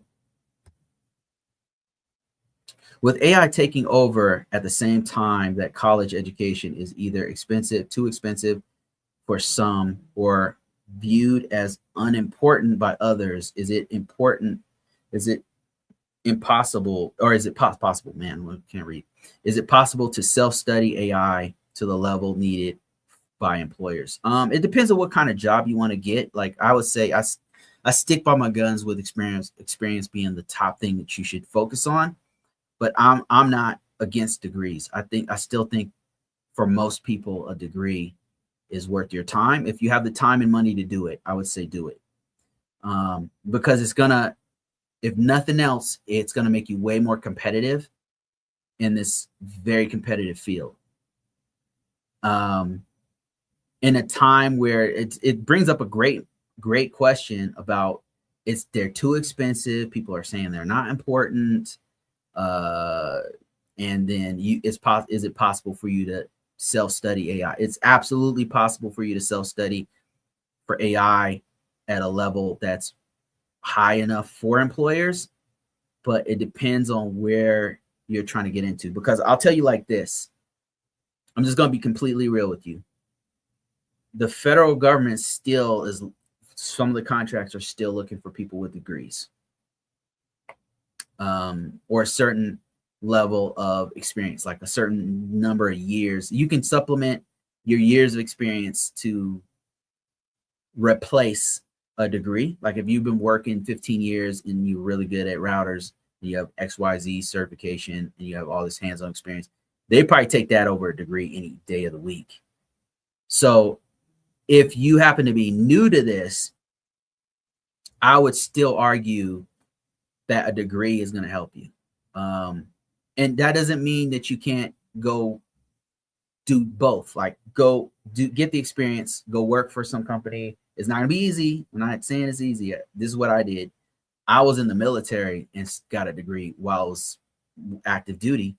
And shit was, and I had a baby. Like it was hella hard, hella hard. And I did that for like 3 years. If I can do it, you can do it. So a degree, I think, still is gonna put you above. Do you absolutely need it? No, I would say no, you don't absolutely need it. There's other sectors and industries that will take your experience and don't want to check a box that says you have a bachelor's degree. There definitely are a lot of, and I've actually been approached by a few, especially AI, especially AI and software engineering. If you have the skills to do it, you could get in some of these places for sure. And cloud, I would argue cloud too. Like if you have a certain high level cloud certifications, I don't know about the federal government. Federal government's really a stickler for that checkbox of having a certain number of years and a degree in that certification. They like want all these check boxes, and it's really hard to get past those check boxes. But in other fields, like which fields one was a good one was that I've been contacted for was some IT service positions. There's been a couple IT service industries that they didn't care if I had a degree or not. They just say, hey, do you know this, this, and this? Have you done this before? Another one has been some side projects. I've done a number of side projects where people contact me either off of LinkedIn or off this channel. They'll contact me directly and then they'll have a contract and say, look, Bruce, here's what we need done. Can you do these things? They're not saying, hey, Bruce, do you have this degree or that degree? Like, no, I see what you've done online. Can you do this? We need help with this right here. I've had at least 4 or 5 of those, 4 or 5, and those guys paid really well. One of them paid me more per hour than I've ever made. So those didn't have a degree. So there are ways. I'm not saying it's impossible to get, without a degree. I'm just saying you don't absolutely need a degree. I would still lean towards getting one if you have the time and money to do it. Then I would still get it for this field. We're not in a place yet. Unfortunately, in the U.S. federal government side, that checkbox is still really important. And then now that the job market is like these companies are kind of like narrowing the gap, it's becoming more competitive. And it's really sucks to say that. Like, I think it should be more like based off of merit, not just a degree and a checkbox. It should be based off of can you do this work, period. It should be based off of that. Can you do this work, period? I don't care if you have a degree. I don't care if you've been in this field for 15 years. Can you do this? And then show me that you can do it. That's what I think it should be, straight up merit. And I think if we did that, we'd retain way more talent. We wouldn't have such a gigantic brain drain. People avoiding doing this stuff because they didn't go to college or whatever. The U.S. has a real big problem with this, man, because it's making this huge gap between people who already have all these degrees and experience and stuff, and then people who can't even get in because it's too expensive. So it has a real big problem, and for us to ignore it makes it worse. So to answer your question, it depends on the sector. Can you get in with straight up experience, AI experience? You can, but it depends on the industry, I would say. Let me go over here I got some UK questions. Let me see. From Canada. Okay. It said, I'm in Canada I'm in UK. Sorry, I can't read. I'm in UK with a master's degree in cybersecurity technology with no job here. Okay. Let's see what else. It says a master's degree in cybersecurity technology in London but I'm still not working. What I would do is, number one, try to start your own business. I know that sounds crazy. Okay, don't shoot me. But I would try to start my own business. I would try to come up with some idea or business inside or outside IT, preferably inside IT, and try to start my own business. Something small to begin with. While you're gaining more hands-on experience. Another thing you can do, I'm just going to run some options by you, how my mind works and what I would do. I'm not telling you nothing I haven't done myself or attempted to do. So that's one thing, start a business. Another thing to do is look for international companies and be willing to move. That's a big one. I've done, like I said, I'm not telling you nothing I haven't done myself. So at one point, I worked in Kuwait as a contractor. I worked a couple Middle East countries. I've had to move to another state, and the U.S. is gigantic. So moving to another state is no joke. Let me just tell you, it's no joke. I moved from California to Colorado to get a job. And in the beginning of my career, I had less options, so I pretty much had to. It took me a long time to get to a remote position, a really long time to build to this. And to stay here, like it's been an effort. So yeah, try to start a business, come up with some idea to start something that can make revenue. And now with AI to help you, or with different things you can build from scratch with minimal money, I would definitely, with your skill set in London, you're in UK with a cybersecurity technology degree. Like there's got to be something ideas you can come up with, a need for something. I'm telling you, like just give it some thought. So that's one thing you do. Try to do international companies. That's another thing. Be willing to move outside of your comfort zone. It might be maybe it's not even outside of the country. It could be Ireland. It could be, not too far away in Wales or something. Be willing to move, because you might have jobs. You might be able to find jobs in another part of UK. Those right there, we're going to open up a whole bunch of doors. Another thing I find with a lot of students or people who are fresh into this and haven't got a lot of experience, but they got a degree and all this knowledge and stuff, is they don't have experience. By building your own business and messing around with the technology itself, hell, just forget about the business. Like another thing is just focus on building things and getting experience and putting that on your resume that you have done. Show what you have done on your resume. That was a huge help in this last round of interviews I did. I built a few things. I noticed that every time I applied for a job, it was more effective if I had a resume that targeted that job, right? So what I did was I wrote my own app that would take my resume and write it to that job. I wasn't lying. It would just take their wording and focus on the things that they wanted in their requirements. That's what all I would do. And then I had this app that would just do that for me. I had this app that would do that for me. I started using that app to apply for jobs. Sounds crazy now I'm saying it out loud. But then when I would go to the interview, I would get an interview and I would tell them about this app that I made.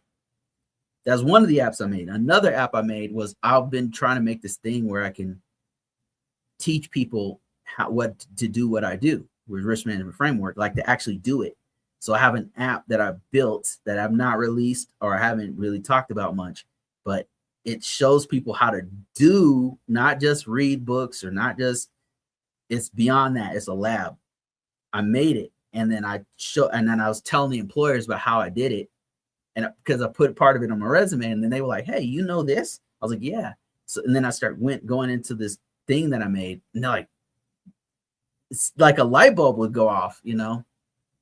And I'm telling you, like, experience, like when you make things, it's different.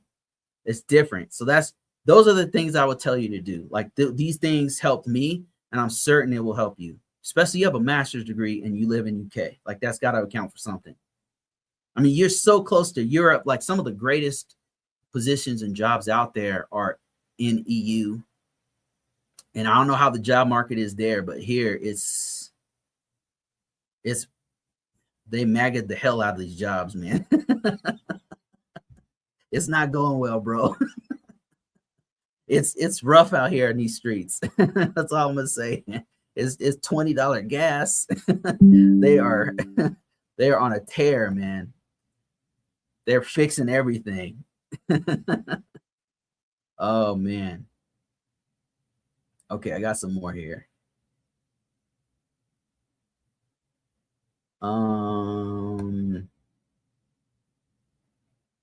What would you say to someone who is new in cybersecurity field? Okay, so it kind of depends on where you're from. Like, there's different new means different things to different people. There's brand new. Like you don't know anything. You're fresh out of high school. You are coming from another field, from retail or whatever. There's different kinds of new. But what I would tell everyone is, if you're like all new people, is that hands-on experience right now is the best way to start. Like getting hands-on. If you can build, there's many different ways to start. You can make your own apps. You can build your own, like come up with some idea for a service and start creating that. That's going to teach you like back-end databases and how to secure. You're going to have to think about, how do I secure that and all that kind of stuff. Building your own computers and networks and stuff in your house, like using your existing network, start messing around with that. Get hands-on experience. That's the very first thing that you should start doing.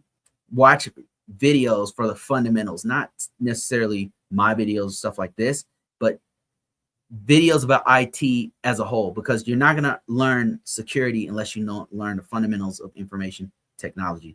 Once you learn the fundamentals of information technology, certain light bulbs are going to turn on with protecting it. You'll just start to think, like, the more you understand it, the more you start to think about, okay, well, if this works like this, couldn't somebody just do X, Y, and Z to disrupt it? And the answer is yes, they could. And then then you got to think, like, how do I fix that? How do I make it so that they can't? That's cybersecurity, protection of confidentiality, integrity, availability.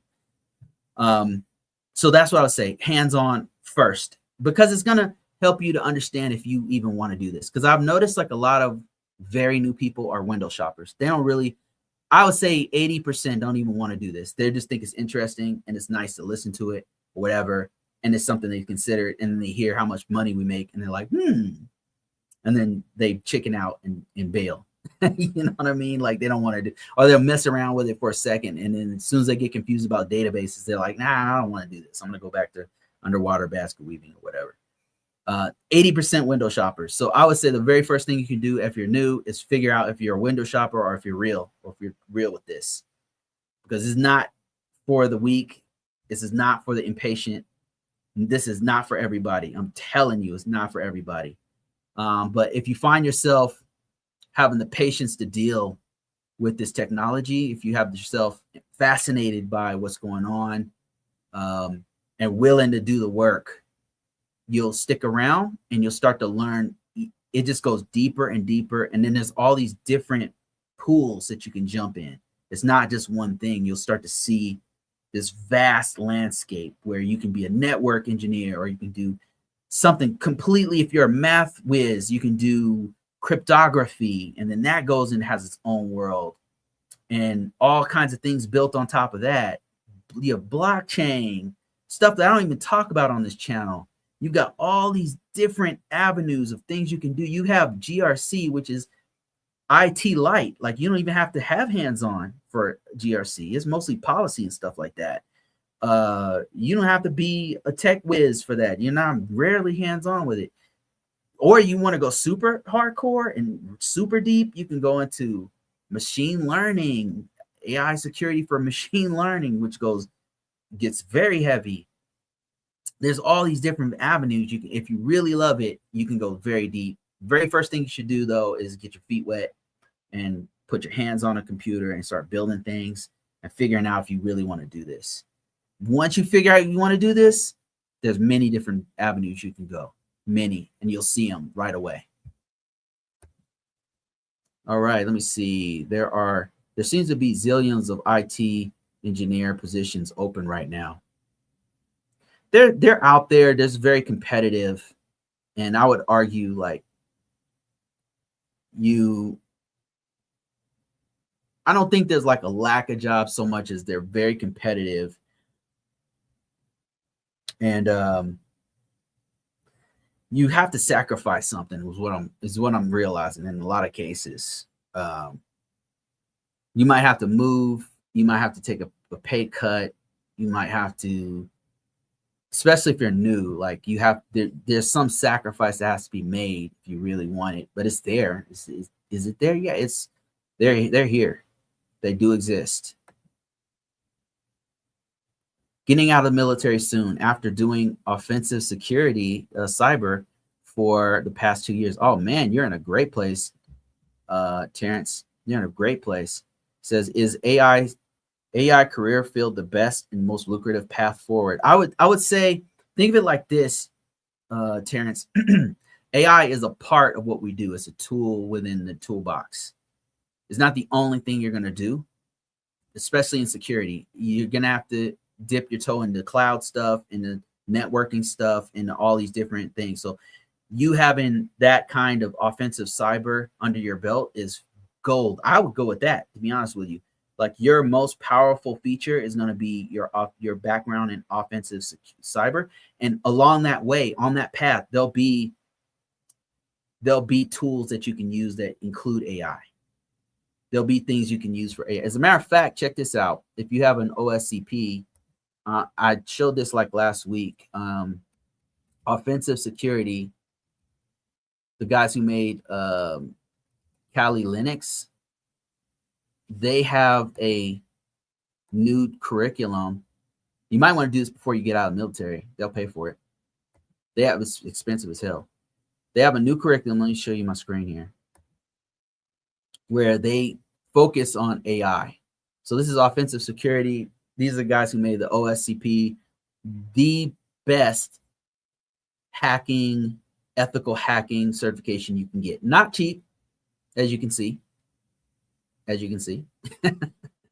But they have something called OSAI. So red teaming is really big for AI. So if you want to go this route, this would be something you could do that somebody like myself who's not really in this field, I'd have to take 10 different steps to get to this point. But it sounds like you're already there with your experience. You might want to consider something like this. Just putting it out there, some ideas for you. The pricing is high, but like you're in the military, so they'll pay for this. Yeah, you can get this paid for before you get out. I would recommend you do something like this, or if you don't have it already, the OSCP. This is a big one. OSCP is right up there with the CISSP. It's a very, very lucrative certification. They're going to pay the hell out of you for this. And I don't know why I'm not able to find it. Where is the certifications on their site? Okay, this is taking a little longer than I thought. These are the guys who made the OSCP, I believe. Okay, let's do like this. OSCP certification. Let me show you what I'm talking about real quick. I think you'll appreciate this. I think they have a separate site for. Oh, is this it? Oh, okay. I guess this is it. Anyway, so yeah, I would recommend before you get out of the military getting cert like this. Not easy, not an easy cert, but they'll pay for it. And then once you have it, you can tell them how much money you want. Yeah, you probably tell them how much money you want, and they probably pay it. Somebody's gonna pay it because it's that certification is no joke. Get that before you get out, or CISSP, that'll help. I think people are running scared of the government positions right now due to the quick out of the blue layoffs and shutdowns. Yeah, that's true. Yeah, absolutely. I can't argue with that.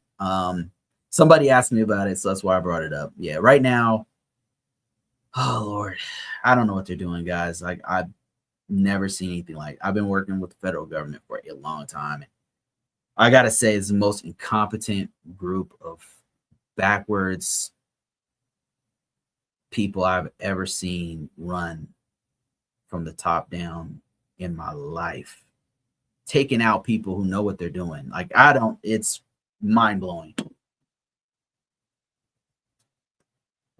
And the fact that I got to think to myself, oh, should I say this is ridiculous in the United States of America. It's ridiculous that I've got to check my own. I've got to think, oh, are they going to see this video?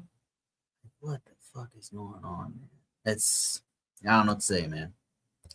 I've never seen this happen before. It's unbelievable. It's shocking. Like it's not the country that I fought for and lost friends over. I don't know what they're doing, guys. You know, it's unfortunate. Okay, somebody said I have 25 years of experience in accounting and auditing, and now with a master's degree in cybersecurity tech. Man, this be a shoe-in. Like think of like this financial field has several gigantic firms that are international. I think it's your resume. Personally, I think it's probably your resume. You have 25 years of accounting and auditing, and you can't integrate that into your cybersecurity skill set. Integrate your cybersecurity skill set into your financial background. It's got to be your CV. It's got to be your CV. Let me see what I can do here. Let me see if I still have that app up. I don't know that I don't know that I want to. Let's just try it. Let's just see.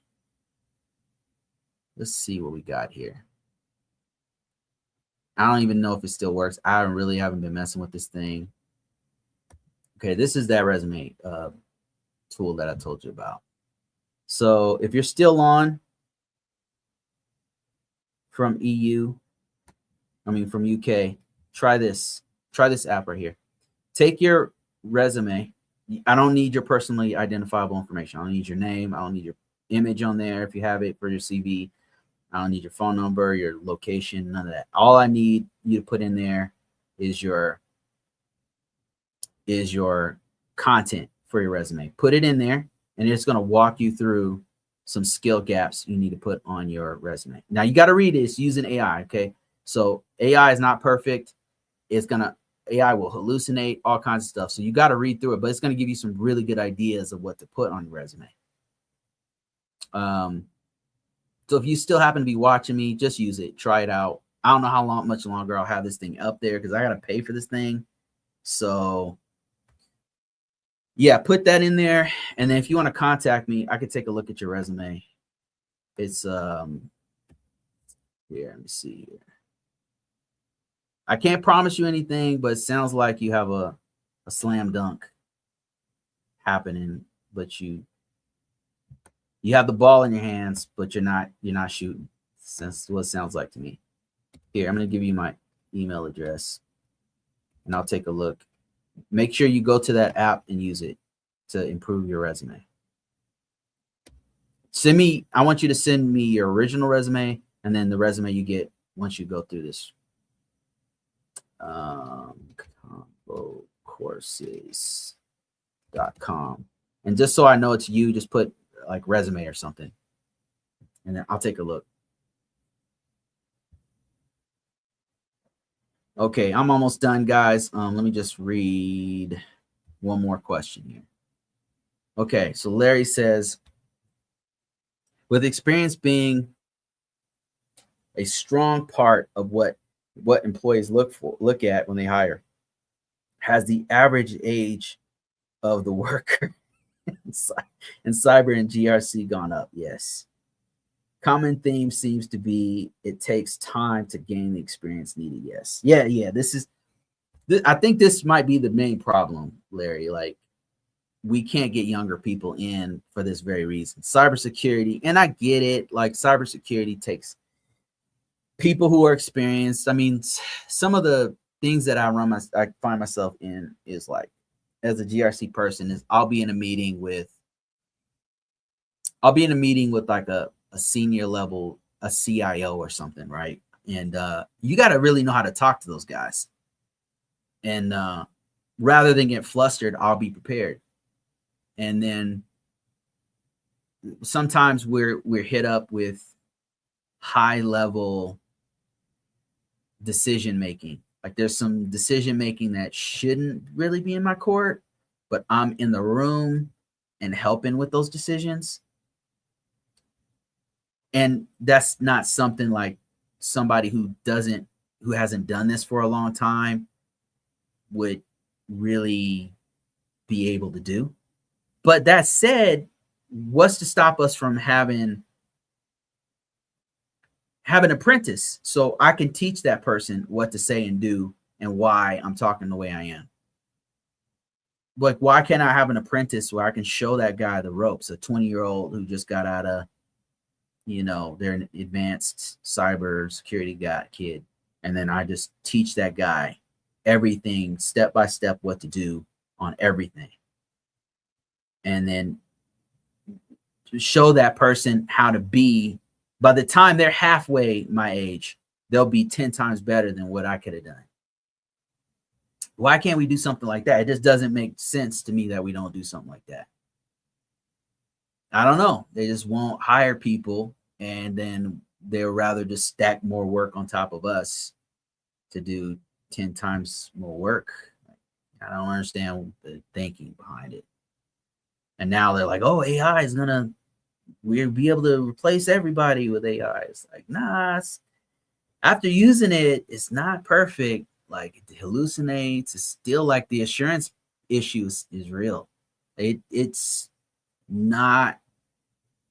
And now some of them will even lie. Like, it even knows what it's saying is not the truth, and it'll actively say stuff that's not the truth. You want that running your bank? Like, that's crazy. I don't know. Like, we're not there yet. I'm saying, like, eventually it'll be there, but it's not there yet, man. We got a ways to go, y'all.